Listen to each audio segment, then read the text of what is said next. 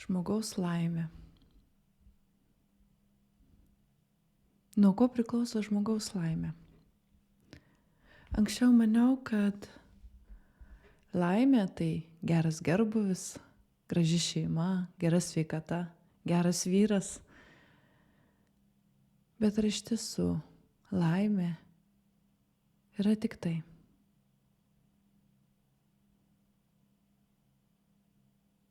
Laimė yra daug daugiau. Laimė yra būsena, jausmas, mintis, matymas, pozicija. Kada tu tiesiog esi laimėje. Pats tu, kaip žmogus, esi laimė.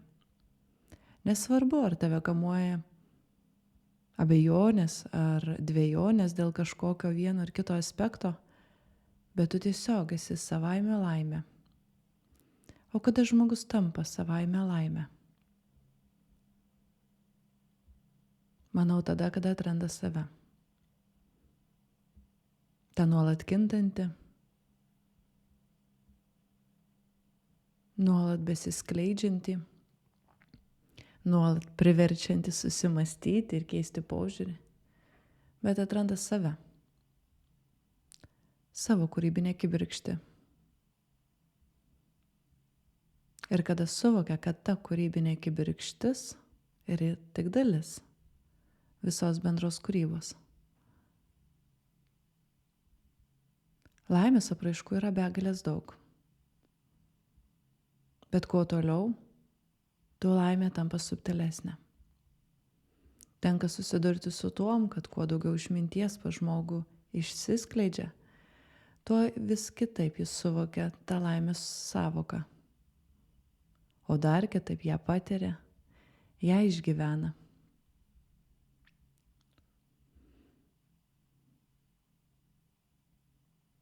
Pati išmintis, kuri yra kiekviename žmoguje, yra laimė. Žinojimas ir nežinojimas taip pat yra laimė. Gebėjimas mąstyti yra didžiulė dovana. Gebėjimas kurti dar didesnė.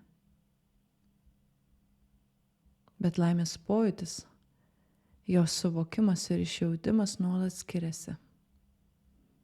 Todėl žmogus ne visada gali pasakyti, ar jis laimingas ar ne. Nes tas pojūtis ir būsena labai įtakojama yra visai kitų dalykų. Nuotaikos, oro, turimų finansinių galimybių, santykio, net rytinio kavos puodelio. Bet jeigu iš tiesų pamąstytumėm, kas yra laimė, o gal jie išvis neegzistuoja, o gal egzistuoja tik pas keletą žmonių, o gal visi esame toje laimėje.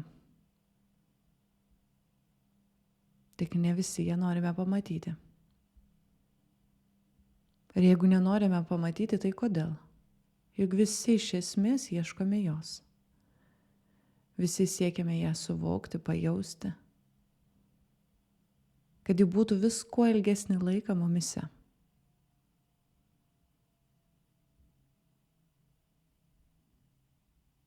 Mano laimė tai faktas, kad tu esi, kas esi. Mano laimė tai žinojimas, kad esu, tikiu ir galiu. Kuom? Visai nesvarbu. Mokytojų, mechanikų, santechnikų, verslininkų, tapytojų. Visai nesvarbu. Laimė tai dėsnis, kuris egzistuoja visur ir visada. Tik kaip ir mes, žmonės, kaip ir sąmonė, nuolat kinta. Taip ir pati laimė, kaip faktas, kinta.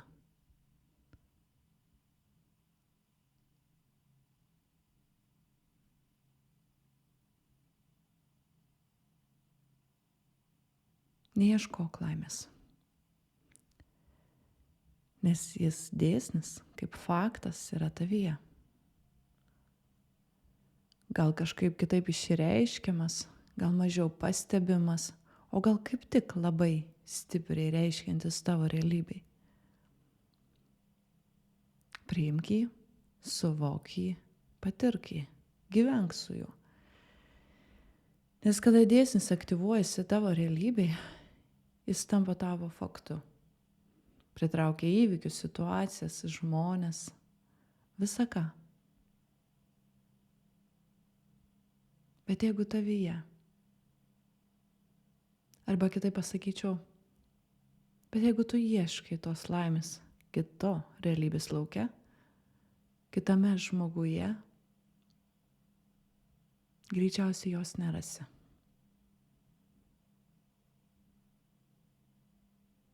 Nes pas kiekvieną, kaip ir sakiau, laimės dėsnis įsuka unikalų sąskambį su būtent tuo žmogumi. Laimė, manau, tai viena iš sudedamųjų mūsų kaip žmogaus sąmonių dalis. Ir tikiu, jog laimės dėsnis yra kiekviename.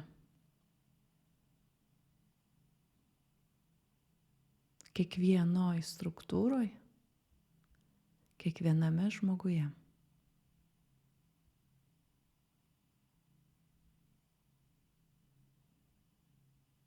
Ir kiekvienas tą laimės dėsnį turi suaktyvinti pats. Išreiškęs norą, ketinimą, bandydamas tai pastebėti.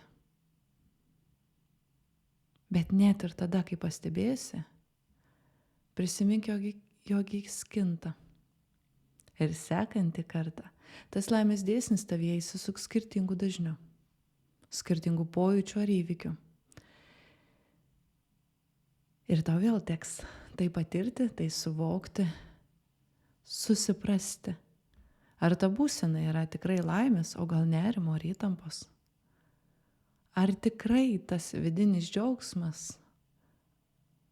tavyje atnešantis tiek įdomių įvykių yra laimė? Tik tu pats, žmogau, gali pasakyti, ar tu esi laimingas viduje, ar ne. Ir jeigu ne, tai kviečiu suaktyvinti savyje tą laimės dėsnį. Suaktyvink tai savyje. Ir nuspręsk būti laimingas. Taip, kaip tau išeis. Taip, kaip tau pavyks. Taip, kaip tu patirsi.